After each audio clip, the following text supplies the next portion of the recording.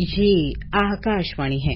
प्रस्तुत है कार्यक्रम सुर्खियों में। इसके अंतर्गत सुनिए चालू वित्त वर्ष के लिए प्रत्यक्ष कर संग्रह में बढ़ोतरी पर चर्चा। इसमें भाग ले रहे हैं आर्थिक विश्लेषक SP शर्मा। कार्यक्रम का संचालन कर रहे हैं मनोज पाठक। श्रोताओं नमस्कार। प्रत्यक्ष कर संग्रह में चालू वित्त वर्ष में उल्लेखनीय वृद्धि हुई है।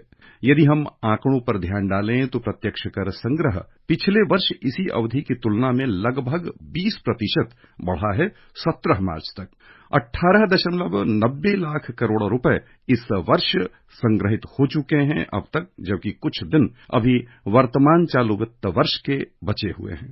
यहाँ पर सवाल ये उठता है कि प्रत्यक्ष कर में ये जो बढ़ोतरी हुई है उसके मुख्य कारक क्या है। प्रत्यक्ष कर में जैसा कि आप जानते हैं कई सारे कर आ जाते हैं जिनको प्रत्यक्ष कर के दायरे में रखा जाता है। हम इस विषय पर आज इस कार्यक्रम में चर्चा करेंगे और हमारे साथ चर्चा के लिए आमंत्रित हैं देश के जाने माने आर्थिक मामलों के जानकार doctor SP Sharma. Doctor Sharma, कार्यक्रम में आपका स्वागत है। जी शुक्रिया। डॉक्टर शर्मा, सबसे पहला तो सवाल यही है कि 17 मार्च तक लगभग 20% की बढ़ोतरी हुई है प्रत्यक्ष कर संग्रह में पिछले वित्त वर्ष इसी अवधि की तुलना में। तो कुल मिला के हम क्या माने कि ये जो बढ़ोतरी हुई है इसके पीछे मुख्य कारण क्या सब रहे होंगे? देखिए, सबसे जो मुख्य कारण है वो हमारी जो इकोनॉमी है उसकी रफ्तार है। अगर हम अपना इंडिया का ग्रोथ रेट देखें तो बहुत तेज गति से बढ़ती हुई अर्थव्यवस्था है। जो हम देखते हैं कि IMF के अनुसार हम टॉप 10 जो मेजर इकोनॉमीज हैं उनमें सबसे तेज गति से बढ़ने वाली अर्थव्यवस्था है। और पेंडेमिक में, पोस्ट पेंडेमिक ईयर्स में अर्थव्यवस्था में बहुत तेज गति से विस्तार हुआ है। जैसे कि हमने देखा कि पेंडेमिक के इमीडिएट बाद 2021-22 में लगभग कोई 9.2% पे ग्रो किया, उसके बाद 7.2% पे ग्रो किए। और इस साल के फिर जो आंकड़े हैं वो अभी हमने जो NSE का स्टैटिस्टिक्स देखा है उसके अनुसार हमारी जो ग्रोथ है लगभग कोई 7.5% से भी ऊपर रहेगी। इवन के RBI तो लगभग कोई 8% के आसपास भी ग्रोथ रेट को देख रहा है। बढ़ती हुई रफ्तार से लोगों के जो इनकम लेवल्स हैं और लोगों का जो टैक्स पेइंग कैपेसिटी है, जिससे वो एक ऐसा रेशनल उसमें समझते हैं कि टैक्स पेयर का भी बढ़ना आगे और टैक्स बेस भी बढ़ना, तो दोनों चीजें साथ साथ हो रही हैं, जिस वजह से जो बढ़ोतरी है निरंतर हो रही है। और जैसे आपने बताया कि लगभग कोई 18,90,000 करोड़ का जो है हुआ है अपना इस बार संग्रह हुआ है, जो कि पिछले वर्ष की तुलना में 15,17,000 करोड़ से ऊपर इंक्रीज हुआ है। लगभग कोई 20% की बढ़ोतरी। तो लोगों का इनकम लेवल्स एक्सपेंड हो रहे हैं, क्योंकि जब हमारा GDP एक्सपेंड होता है तो उस तरीके से हमारे जो इनकम्स हैं, लोगों के जो पर कैपिटा इनकम है, जो लोगों का नॉमिनल बेसिस पे और जो रियल बेसिस पे दोनों इनकम इंक्रीज होते हैं। जैसे हम रियल GDP में लगभग कोई 7.5% से कोई 11.5% का GDP बन जाता है, जिससे कि जो करंट प्राइसेस के ऊपर जो इनकम्स हैं वो इंक्रीज होती है, क्योंकि जो टैक्सेस हैं वो आपकी जो इनकम है उसके ऊपर देखा जाता है, जो करंट प्राइसेस के ऊपर है, जो आपकी एक्चुअल इनकम है अभी जो आप ले रहे हैं, तो उसके अनुसार ही टैक्स कलेक्शंस हैं उसी तेज गति से बढ़ रहे हैं। और दूसरा, जो अर्थव्यवस्था की गति से भी तेज गति से जो डायरेक्ट टैक्सेस इंक्रीज हो रहे हैं उसका कारण है टैक्स बेस बढ़ना, ज्यादा टैक्स पेयर का उस दायरे में आना। वो इससे दर्शाता है कि लोगों का जो टैक्स बेस है वो भी साथ साथ में इंक्रीज हो रहा है। वो उसके ऊपर जो खास करके जो सिंप्लिसिटी हुई है, जो टैक्स पे करने के लिए जो पहले कॉम्प्लिकेशंस थी उनमें काफी सुधार आया है, तो जिस वजह से जो टैक्स बेस है वो भी साथ साथ इंक्रीज हो रहा है। यहाँ पर डॉक्टर शर्मा, यदि हम बेस की ही बात करें तो टैक्स बेस के दायरे में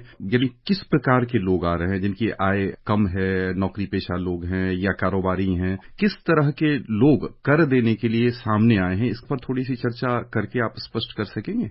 जी बिल्कुल। पहले जैसे सैलरीड क्लास को पता है कि शुरू में ही टैक्स जो है वो डिडक्ट हो जाता है। सैलरीड क्लास तो एक बाय डिफॉल्ट एक टैक्स पेयर में रहता है। तो इसके अलावा जो बिजनेसेस हैं, खास करके जब उन्होंने सरलता देखी और खास करके जो उनका जो रुझान हुआ है जब वो फाइनेंशियल एसेट्स के साथ अटैच हुए हैं, जैसे हमने देखा कि जो डीमैट अकाउंट्स हैं बहुत ही इंक्रीज हुए हैं पीछे। ऑन एन एवरेज जो रिटेल ट्रांजेक्शन हैं वो इंक्रीज हो रही हैं।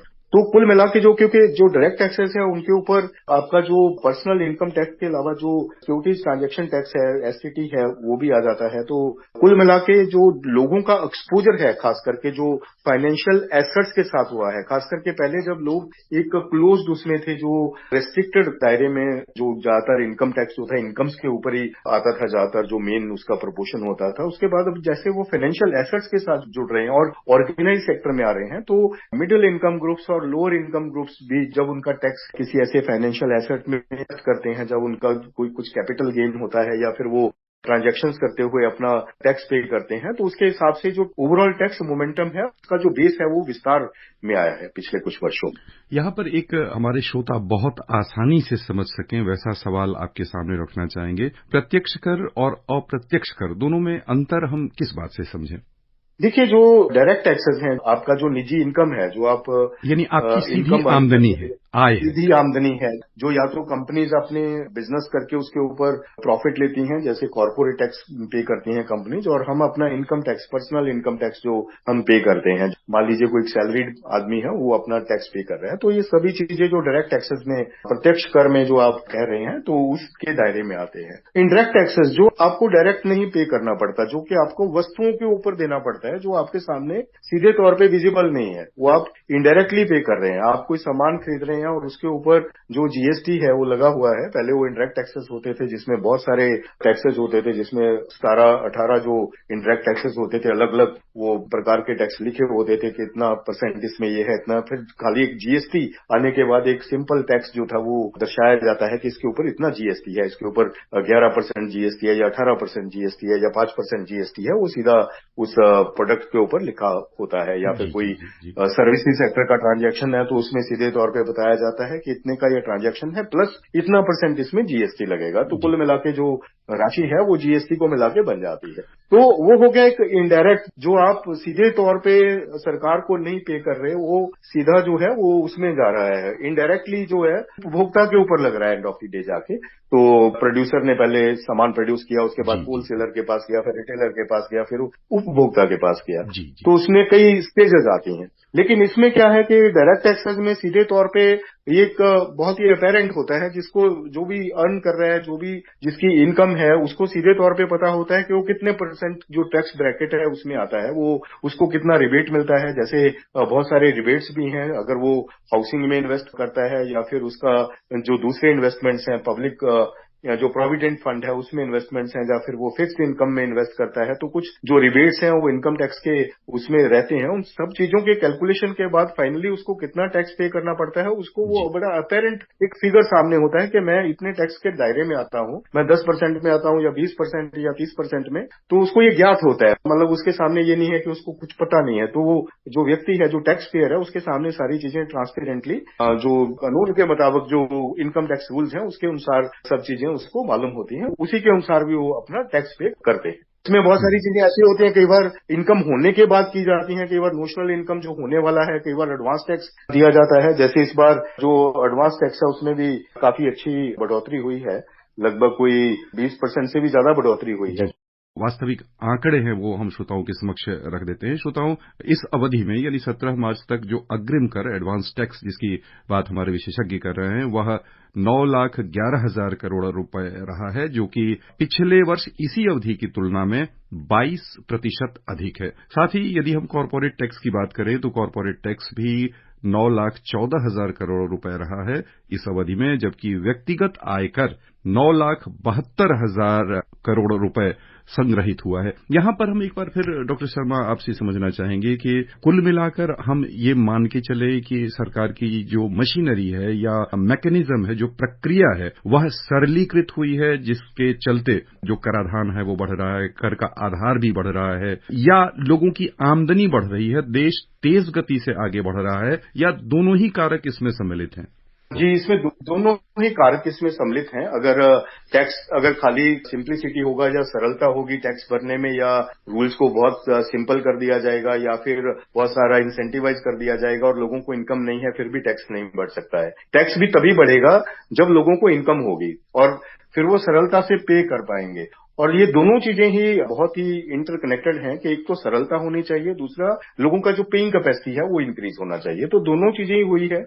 जाके कई बार लाइन में लग के बहुत ज्यादा जब टैक्स के लास्ट डेट्स होते थे तो वहां पे बड़ा भारी जो आदमी को उद्यम करना पड़ता था। अभी तो ऑनलाइन सब सबमिशंस हो गए हैं, तो बहुत ही ईजियर है मतलब टैक्स पेयर के लिए टैक्स पे करना, जिस वजह से एक जो हैसल है वो कम हो गया है, जिससे लोगों को कई बार क्या है कि टैक्स आदमी भरना भी चाहता है लेकिन उसके सामने कॉम्प्लिकेशंस हैं कि उसको कहाँ पे जाना है, उसको पूरा ज्ञात नहीं है कि कहाँ पे जाके सबमिट करना है, कैसे इसका जो फाइनली जो रिटर्न्स हैं हार्ड कॉपी में सबमिट होते थे। तो सिंप्लिसिटी के साथ साथ अभी जो सरलता और ये सब चीजें हुई हैं उससे भी मैं समझता हूँ कि बहुत बड़ा एक बूस्ट मिला है, जो इतने जोरदार जो हम टैक्स कलेक्शंस देख रहे हैं हर एक साल में। खास करके जो 2021 के बाद जो एक बहुत ही डिफिकल्ट ईयर था, जिसमें कोरोना ने पूरे संसार को झंझोड़ के रखा था, जिसमें कि ग्रोथ रेट्स बहुत डिसेलिरेट हुए, उसके बाद तो निरंतर जो टैक्सेस में बढ़ोतरी हुई है। 21-22 में बहुत तेज गति से जो टैक्स कलेक्शंस हैं बढ़े हैं, और 22-23 में, और फिर 23-24 के अनुमान अभी हम जो डिस्कस कर रहे हैं वो भी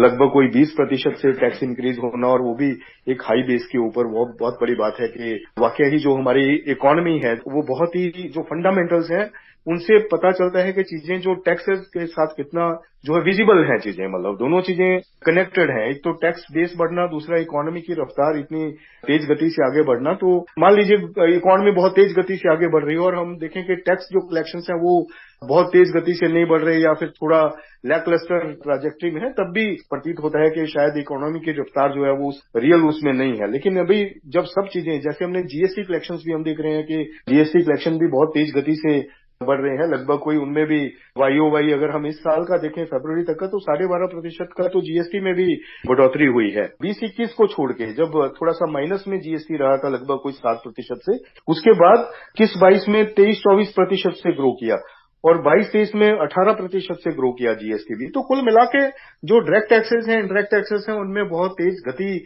देखी गई है। ओवरऑल जो टैक्सेशन, जो हमारे टैक्स रेवेन्यू है, उसमें काफी अच्छी बढ़ोतरी है, जिस वजह से हमारा जो ओवरऑल सिनेरियो है, खास करके जो फिस्कल डेफिसिट, जो हमने देखा था कि एक कोरोना के पीरियड में जब हम बहुत ही डिसेलिरेटिंग ट्रैजेक्टरी में थे, हमारा फिस्कल डेफिसिट भी 9% के उसमें पहुंच गया था, तो वो कम होके अभी जैसे हमारे अनुमान है जो इस वर्ष में जो रहेगा 5.1% का जो प्रोजेक्शन दिया गया है, तो वो बहुत ही एक अपवर्ड और एक प्रोग्रेसिव और एक प्रॉमिसिंग नंबर है, जो आगे हम अगले वर्ष में जाके 4.5% का हम फिस्कल डेफिसिट लेके आएंगे। तो ये सब इसी की वजह से है कि हमारा जो टैक्स सिस्टम है, जो टैक्सेशन है, जो टैक्स प्रणाली है, वो बहुत सरल हुई है और जो कलेक्शंस है वो निरंतर बढ़ रही है। श्रोताओं, हमारे विशेषज्ञ कह रहे हैं कि कर प्रणाली सुचारू हुई है, सरल हुई है और लोगों का कर जमा करना भी बढ़ा है। यहाँ पर एक उल्लेखनीय जानकारी जो हम आपको देना चाहते हैं वो ये कि 17 मार्च तक वित्त वर्ष 2023-24 के दौरान 3,36,808 करोड़ रुपए के रिफंड जारी किए गए हैं। ये पिछले वर्ष की इसी अवधि की तुलना में 12.74% अधिक है। डॉक्टर शर्मा, यहाँ पर फिर एक उल्लेखनीय तथ्य है, पहले जो लोग कर जमा करते थे उसके बाद रिफंड लेने में बहुत अधिक समय लगता था। अब रिफंड की क्या स्थिति है और ये जो ताजा आंकड़े हैं उस पर क्या टिप्पणी करना चाहेंगे आप?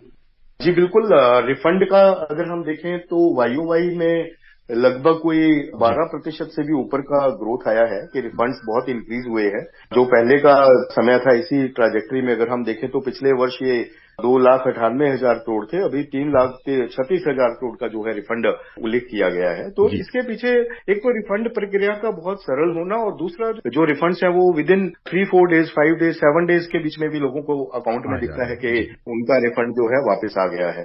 कुल मिला के देखा जाए तो जो रिफंड प्रक्रिया भी बहुत सुदृढ़ हुई है, और जो एडवांस टैक्स कलेक्शंस हैं उनमें हम देख रहे हैं आने वाला जो ट्रैजेक्टरी है, जो फ्यूचरिस्टिक ग्रोथ है, वो भी बहुत इंटैक्ट है, जिससे जो कि हमें एडवांस टैक्स से पता चलता है कि लोगों का जो ऑर्डर बुक्स हैं, जो लोगों के आगे पेंशन्स हैं, जो लोगों की आगे डे टू डे एक्टिविटीज हैं, वो एकदम से निरंतर है। कुल मिला के प्रणाली है, उसकी वजह से ही ये सब कुछ हो पाया। यानी इसे हम संतोषजनक उपलब्धि कह सकते हैं देशवासियों के लिए।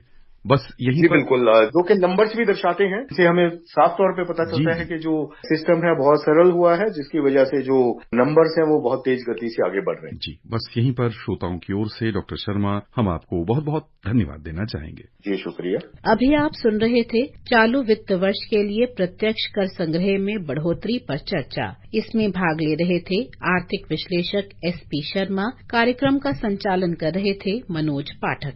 ये कार्यक्रम आकाशवाणी के समाचार सेवा प्रभाग द्वारा प्रस्तुत किया गया। इसे आप हमारे mobile app news on AIR और YouTube channel news on AIR official पर भी सुन सकते हैं। इस कार्यक्रम के संबंध में अपनी प्रतिक्रिया आप हमें ईमेल या WhatsApp के माध्यम से भेज सकते हैं। ईमेल का पता है airnsttalks@gmail.com और WhatsApp नंबर है 9289094044।